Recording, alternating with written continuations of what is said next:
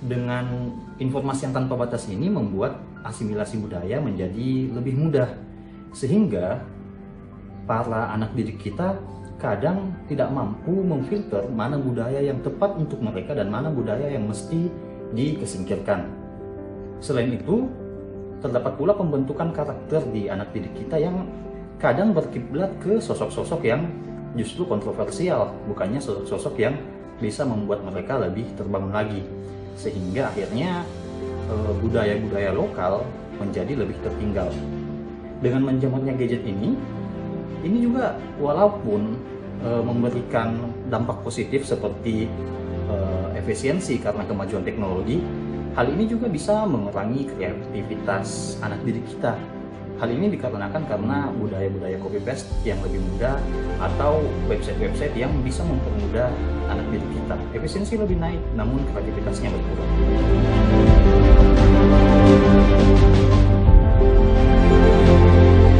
Dalam meningkatkan kreativitas, itu sebenarnya bermula dari inovasi-inovasi dari para pendidik dalam pembelajaran. Inovasi ini tidak lepas dari penerapan pembelajaran yang berbasis kepada siswa atau student center dengan menggunakan materi-materi yang relevan dengan peristiwa-peristiwa aktual di sekitar anak didik. Nah, peserta didik juga butuh diunggah potensi kemampuan berpikir kreatifnya, sehingga mereka mampu memanfaatkan kemajuan teknologi yang ada dengan tidak meninggalkan kreativitas mereka semua dalam pembelajaran khususnya di Indonesia ini.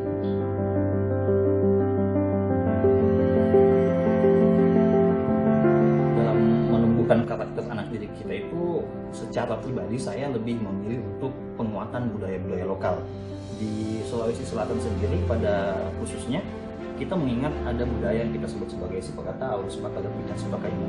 Budaya ini applicable, namun justru ditinggalkan oleh beberapa anak didik kita. Nah, solusi yang paling mudah menurut saya adalah budaya lokal ini harus diintegrasikan ke dalam pembelajaran agar lebih tertanam ke anak didik. Kemudian, budaya ini juga diaplikasikan kepada lingkungan kelas, sehingga anak didik kita menjadi lebih terbiasa dalam mengejiwantahkan budaya-budaya lokal yang benar-benar sangat bermanfaat.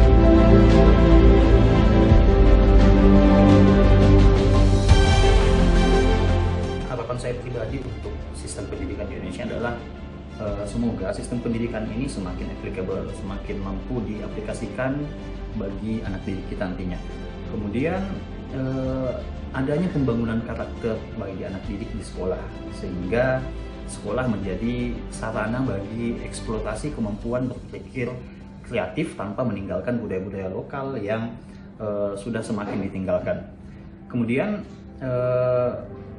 sangat butuh sekali adanya pemerataan pendidikan untuk seluruh daerah di Indonesia.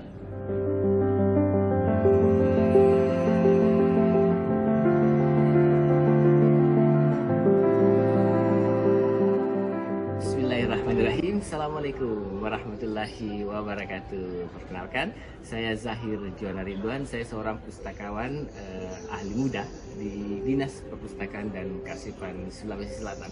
Saya banyak mencoba membaca buku-buku tentang sastra dan kebudayaan serta masyarakat-masyarakat secara geopolitik, geostrategi, dan juga kemudian saya senang hal-hal yang berkaitan tentang pembangunan masyarakat. Nah, mudah-mudahan apa yang saya bagikan ini bisa menjadi manfaat bagi kita semuanya. Saya kira itu.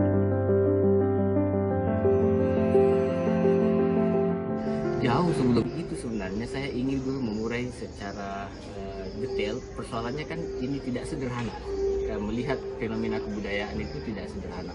Saya ingin memberitahukan dulu begini, bahwa sebenarnya corak kebudayaan atau budaya yang berkembang di masyarakat Indonesia ini luas sekali. Jadi kita memang termasuk salah satu dari jenis rumpun masyarakat yang boleh kita sebut sangat beragam. Nah, perihal tentang Bugis Makassar itu, kita hanya mencoba beberapa dokumen-dokumen yang kita temukan, ternyata juga terjadi perbedaan-perbedaan pandangan di antara ahli sejarah dan beberapa pakar. Karena sebagian mengatakan bahwa dari rangkaian kegiatan kebudayaan yang berkembang itu sebenarnya ada hubung kaitnya dengan persoalan-persoalan ketika masyarakat yang kita sebut sebagai Asia Tua. Asia Tua itu dulu melingkupi negara bagian di Nusantara, termasuk di bagian Cina bagian selatan. Dulu sebenarnya dari segi geografis itu menyatu. Jadi nanti setelah terjadi perubahan-perubahan secara geografi, terjadilah terpecah Nusantara ini terpecah ke belakang, terpecah ke selatan, kemudian berpisah dari dataran yang ada di sebelah utaranya itu, termasuk di daerah Vietnam, Kamboja, terus naik ke atas ke Cina. Itu terpecah dulu menyatu. Jadi terjadi terpecah sedemikian rupa, lalu berkembanglah masyarakat. Nah, masyarakat yang menghuni wilayah-wilayah di Nusantara ini itu orang sebut sebagai masyarakat Asia Tua namanya. Asia, jadi masyarakat yang memang cenderung agak berbeda dengan masyarakat yang belakangan datang. Yang belakangan datang kan di Indonesia ini, di Nusantara Indonesia ini banyak masyarakat-masyarakat yang berdatangan dari berbagai penjuru, termasuk dari India, termasuk dari Timur Tengah, termasuk dari Cina, termasuk dari berbagai tempat. Jadi masyarakat, dugaan saya, masyarakat lama di Asia Tenggara ini itu yang kemudian terjadi kawin mawin antara masyarakat yang datang belakangan. Nah, dari situlah kemudian muncullah berbagai macam kebudayaan-kebudayaan dan kelompok-kelompok masyarakat yang berbeda-beda. Kita angkat satu contoh, masyarakat Melayu misalnya. Masyarakat Melayu itu di Asia Tenggara bagian semenanjung, mulai dari Sumatera, Semenanjung dan sebagainya. Tapi Bugis masuk dalam rumpun-rumpun Melayu. Dia masuk dalam rumpun Melayu. Nah, tapi orang akan berpikir kenapa masyarakat Melayu wajahnya sebagian agak mirip-mirip dengan masyarakat-masyarakat dari Timur Tengah misalnya. Nah, itu panjang ceritanya kalau saya cerita, panjang. Tapi pertanyaannya Anda adalah Bugis. Nah, dari rumpun-rumpun kebudayaan yang begitu lama ini berkembang, terjadilah akulturasi, terjadilah percampuran sedemikian rupa dari masyarakat-masyarakat berbeda, lahirlah berbagai macam kebudayaan-kebudayaan. Nah, kaitannya Bugis. Sampai detik terakhir, data-data yang membicarakan tentang Bugis itu masih simpang siur. Artinya belum ada yang kata sepakat dari semua pakar bahwa Bugis itu datang dari sini dan sebagainya. Tetapi bahwa menghuni atau mendiami Sulawesi Selatan, iya.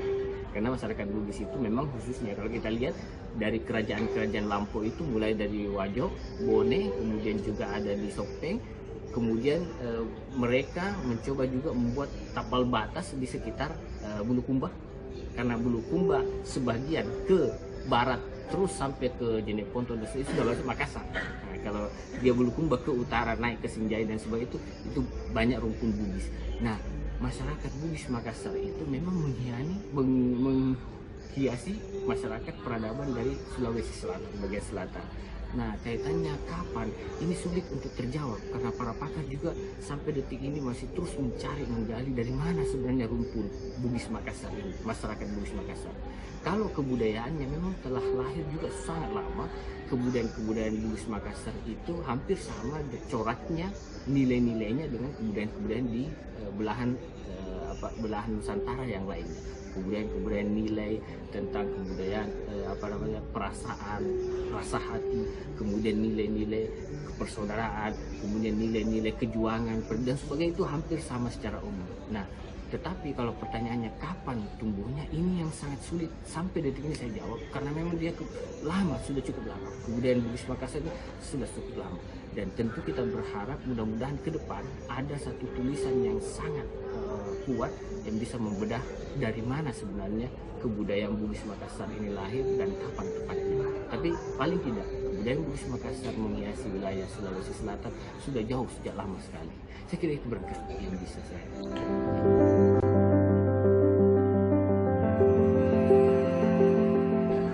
Kalau kita bicara tentang nilai memang sangat luas sekali. Jadi masyarakat kita di Indonesia ini memang memiliki, boleh saya sebut, satu kesatuan nilai yang kalau kita coba baca itu memang energi dari nilai itu adalah nilai untuk menyatukan dan sekaligus untuk merapatkan persaudaraan, sekaligus untuk menjadi nilai yang kita sepakati dalam satu, boleh saya sebut, nilai yang adiluhum, bisa sebut gitu, nilai yang adiluhum.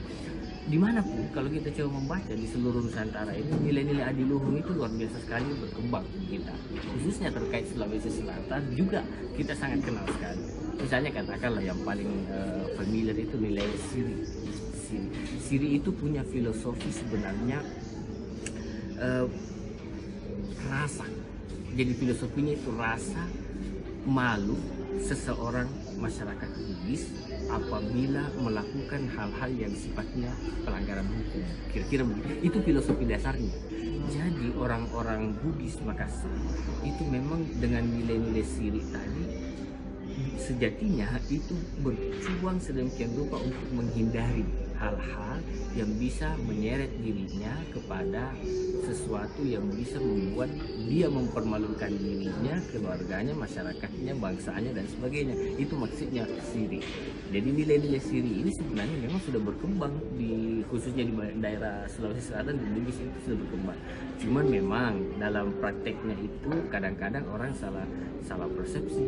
Misalnya ketika ada seseorang misalnya melakukan kejahatan hukum, terus kemudian dia diberi kritik oleh seseorang lainnya, maka orang yang melakukan kejahatan hukum mengatakan bahwa siri saya sudah muncul. Itu sebenarnya tidak boleh begitu. Maksudnya siri sudah muncul artinya dia sudah merasa dipermalukan dan dia kemudian ingin membalas. Itu sebenarnya salah maknanya itu. Salah penempatan. Jadi siri itu adalah nilai dasar dari kita. Filosofinya adalah dalam kerangka kita tidak ingin mempermalukan diri kita, keluarga kita, dan masyarakat bangsa kita dalam konteks melakukan kejahatan-kejahatan hukum misalnya dan sebagainya. Itu maksudnya siri. Nah, mestinya nilai itu berkembang di masyarakat kita dengan tidak boleh salah tafsir. Bahwa kalau kita dikritik orang, kita kemudian melawan dia dengan tanda petik, dengan landasan bahwa ini siri. Bukan begitu maksudnya. Ya seperti itu. Jadi nilai-nilai itu harus mestinya berkembang ke masyarakat secara umum dengan pengejauhan yang benar. Itu siri. Kemudian ada lagi sipakatahu. Sipakatahu itu filosofinya adalah maksudnya saling memanusiakan. Sipakatahu. Jadi kita menjadikan bahwa orang lain juga itu manusia. Kan kadang-kadang dalam hubungan masyarakat kita kadang-kadang kita menganggap orang lain rendah gitu. Tidak boleh. Makna sipakatahu artinya kita saling memanusiakan antara kita. Sipakainga itu artinya kita saling mengingat-ingatkan antara nasihat-nasihat positif yang bisa mengantar kita untuk saling membangun kekuatan dan ketangguhan masyarakat ini dalam hidup berbangsa. Nah, kalau kita sudah bangun sipakatahu, saling memanusiakan, sipakainga, saling mengingatkan, sipaka lebih itu artinya memberi apresiasi. Jadi kita bisa memberi nilai atau apresiasi ataukah mengangkat jati diri dan martabat masyarakat lainnya. Nah, kira-kira itu satu kesatuan nilai ini siri, sipakatahu, sipakainga, sipakalebih merupakan satu kesatuan utuh untuk memelihara ketangguhan masyarakat dalam konteks menjaga dirinya dari nilai-nilai yang bisa merusak kehidupan berbangsa dan bermasyarakat. Saya kira itu.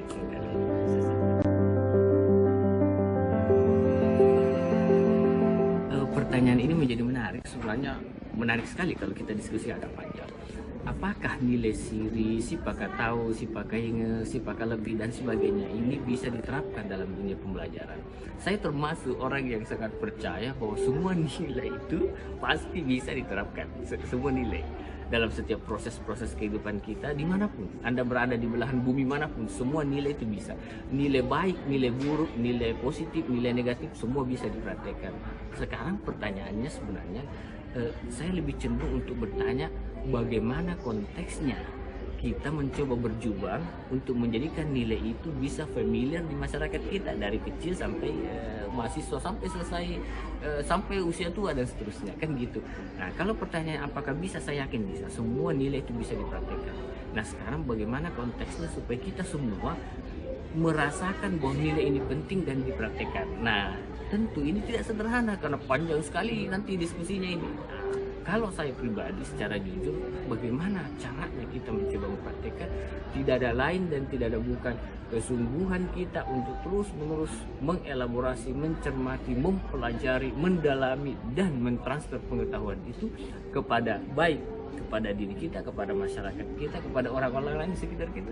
Alhamdulillah, saudaraku Asham, saya ini hampir setiap hari menerima tamu di sini dan kita bicara diskusi banyak tentang berbagai hal. Nah, saya sisipkan nilai-nilai itu kepada adik-adik kita juga, para pemustaka dan juga yang magang ke sini. Kita sisipkan bagaimana mencoba untuk mempraktekkan nilai-nilai itu, melakukan upaya untuk menghidupkan kembali hasanah daripada nilai-nilai yang luhur kita punyai, kita praktekkan. Nah, tentu tadi tidak bisa kalau kita tidak mempelajarinya, membacanya, mencermatinya, mengelaborasinya, tidak bisa. Nah, sekarang yang jadi persoalan, nilai itu kan hilang. Kenapa hilang? Karena tidak lagi dikenal oleh masyarakat kita, tidak lagi dibaca, sehingga dia hilang sendirinya. Nah, ini persoalan. Jadi kalau bahasa pepatahnya itu tak kenal maka tak sayang. Jadi kita ini terjadi sesuatu tidak kita sayang lagi karena kita tidak mengenalnya. Nah, saya mengajak diri kita semua, mari kembali mengenal nilai-nilai kita, terus mempraktekannya, mengajarkannya kepada adik-adik kita, para pemustaka, masyarakat, dan siapapun yang berjuang, yang berada di sekeliling lingkungan kita. Saya kira itu berkali yang bisa saya jawab. Ya, bismillahirrahmanirrahim. Alhamdulillah. Pertama-tama saya ingin dulu kembali mengingatkan saya dan kita semua bahwa proses dalam kebudayaan pasti akan terjadi dinamika, bisa naik, bisa turun, bisa berkembang, bisa jatuh dan sebagainya. Itu di seluruh dunia terjadi. Ya, itu pasti. Oleh karena itu, bahwa dalam mencermati fenomena kebudayaan, mencermati fenomena-fenomena yang berkembang antara satu masyarakat dengan yang lainnya, nilai-nilai dalam kebudayaan itu dan sebagainya, menjadi penting bahwa mendalami, mempelajarinya dan mengelaborasinya menjadi penting sekali. Karena apa? Lagi-lagi tadi saya katakan, terlalu banyak fenomena di mana masyarakat kita dalam tanda petik menjadi sangat melemah dalam konteks kebudayaan, kesusastraan dan sebagainya akibat tidak membaca dan mendalami fenomena tersebut. Nah, ini yang menurut hemat saya terjadi karena apa? Karena kita dalam kehidupan bermasyarakat ini cenderung lebih familiar dengan budaya-budaya yang datang dari luar, sementara kita sendiri tidak menghidupkan apa yang semestinya hadir dalam diri kita, dalam hasanah nilai diri kita dan sebagainya. Nah, saya melihat bahwa kebudayaan yang tadi dikatakan di Sulawesi Selatan maupun di rumpun-rumpun budaya di beberapa tempat di Nusantara ini sangat agung sekali. Silahkan kita bisa baca, di sini juga ada buku tentang kebudayaan Melayu dan sebagainya yang saya juga sudah baca, bahwa Bugis, Makassar ataupun budaya-budaya dimanapun nilai-nilainya sangat luar biasa sekali. Tetapi lagi-lagi bahwa kita mengharapkan supaya ke depan bahwa nilai-nilai itu bisa berkembang, bisa bertumbuh, bisa merekat, bisa menyatu, bisa mengintegrasikan potensi-potensi yang ada di tengah masyarakat kita. Itulah yang kadang-kadang tidak terjadi. Kenapa? Lagi-lagi karena mungkin rasa cinta kita tidak tumbuh terhadap budaya dan nilai kita sendiri, dan karena kita lebih banyak melihat atau berkiblat tanda petik kepada budaya-budaya lain. Saya kasih contoh sederhana, betapa sangat cintanya saya kerap kepada Bugis Makassar misalnya. Saya pakai patondro, iya kan? Saya pakai patondro di setiap acara, saya selalu pakai patondro. Kalau saya kadang pernah saya berkunjung ke Yunani di Eropa, itu saya pakai peci Melayu. Jadi betapapun dimanapun kaki saya melangkah, Bugis Makassar atau dalam konteks besar Melayu sebagai masyarakat Indonesia saya hadirkan. Sementara Anda lihat, saya banyak dapat cerita bahwa teman-teman kita masyarakat Indonesia kalau sudah ke luar negeri, dia ganti pakaian, tidak bisa dikenal bahwa dia orang dari mana. Tapi ketika kita memakai khasana budaya kita, orang sudah tahu, oh kalau bukan Malaysia ini orang Indonesia. Nah, itu maksud saya merupakan langkah-langkah sederhana yang kita upayakan bahwa kita ingin memperkenalkan nilai-nilai budaya, sastra dan sebagainya yang sebenarnya kental, yang bagus, yang adiluhung kepada masyarakat baik di kita di Indonesia maupun masyarakat di luar negeri. Nah, harapan kita tentu itu, kita harap itu. Saya juga berharap seperti itu dan kita semua berharap. Dan saya hampir tiap hari melakukan itu ke teman-teman, adik-adik pemustaka yang magang dan sebagainya dalam kerangka melihat tentang keutuhan Indonesia kita ini dan kebudayaannya, khususnya Sulawesi Selatan, akan hancur, akan jatuh, akan pudar manakala kita tidak membaca, mempelajarinya, mengelaborasinya dan mengajarkannya kepada orang lain. Nah, tentu dalam setiap perkembangan peradaban maju tidaknya, tinggi jatuhnya, rendah tidak rendah, positif negatif dan sebagainya akan selalu saling saling beririsan dalam setiap episode kehidupan kita. Nah, manakala kita tidak mempelajari, tidak mempraktekkan, tidak mengajarkan kepada generasi-generasi kita, masyarakat ini, saya khawatir jangan sampai budaya kita sudah pudar, kemudian diri kita sudah tidak tahu lagi sejarah kita, bahkan kota Makassar pun kita sudah tidak tahu letaknya. Saya banyak tanya anak-anak muda, bahkan kota Makassar pun sudah tidak tahu letaknya di mana. Coba kan betapa sangat sedihnya kita. Nah, oleh karena itu saya mengharapkan saudara-saudaraku semua, mari sama-sama kita mempelajari, mendalami, dan mentransfer pengetahuan ini kepada seluruh masyarakat, supaya harapan-harapan kita bahwa budaya kita jangan pudar. Jangan sampai budaya-budaya dari asing sana, dari luar sana yang masuk, yang kemudian mengguncang kita, dan kita kemudian tidak siap untuk itu. Maka kita harus lihat budaya kita harus kuat, kita memahami budaya kita harus kuat, dan kita kemudian mempraktekkan serta mentransfer pengetahuan itu kepada segenap masyarakat kita. Mudah-mudahan mereka mencintai budayanya yang merupakan bagian dari mencintai wilayahnya, yang merupakan gambaran besar adalah mencintai negerinya Indonesia. Saya kira itu barangkali yang bisa saya sampaikan.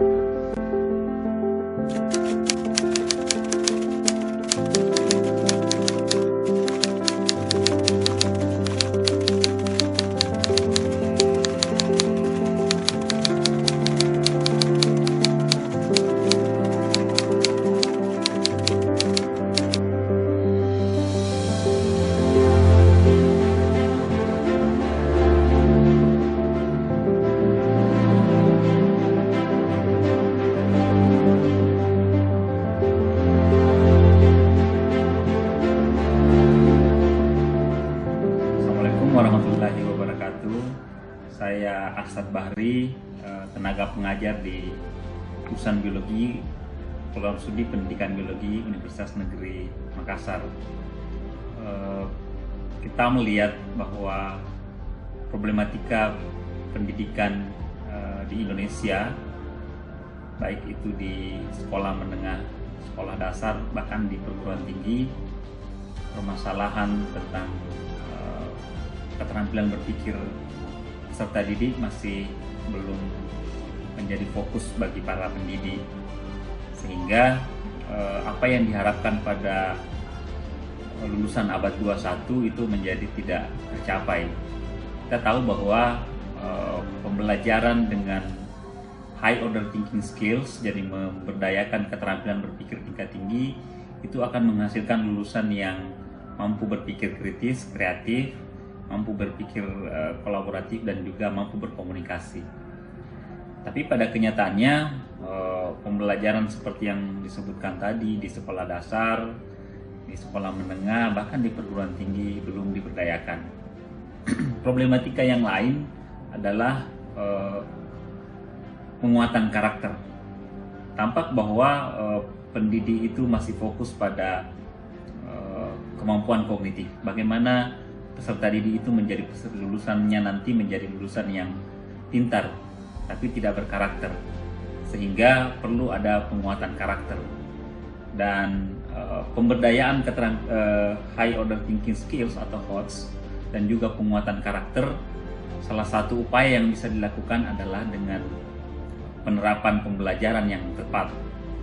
Jadi para pendidik bisa menerapkan pembelajaran baik pada lingkungan pembelajaran dengan mode online ataupun offline, itu bisa melatihkan keterampilan high order thinking skills dan juga menguatkan karakter peserta didik. Harapannya adalah ketika ada sebuah lingkungan belajar yang memadukan antara pembelajaran dengan mode offline dan online, kemudian ada model pembelajaran yang inovatif, kita berharap bahwa pendidik bisa, atau guru atau pendidik di perguruan tinggi bisa memberdayakan HOTS dan juga menguatkan karakter mahasiswa. Hal inilah yang kemudian mendasari perlunya dilakukan sebuah penelitian dalam skop penelitian pengembangan dengan mengangkat budaya-budaya lokal, Bugis, baik itu Bugis Makassar ataupun etnis lain yang ada di Sulawesi Selatan misalnya. Nah, untuk budaya lokal yang bisa diangkat, yang kemudian bisa digunakan untuk memberdayakan keterampilan berpikir tingkat tinggi peserta didik, sekaligus juga untuk menguatkan karakter adalah budaya Sipakatau.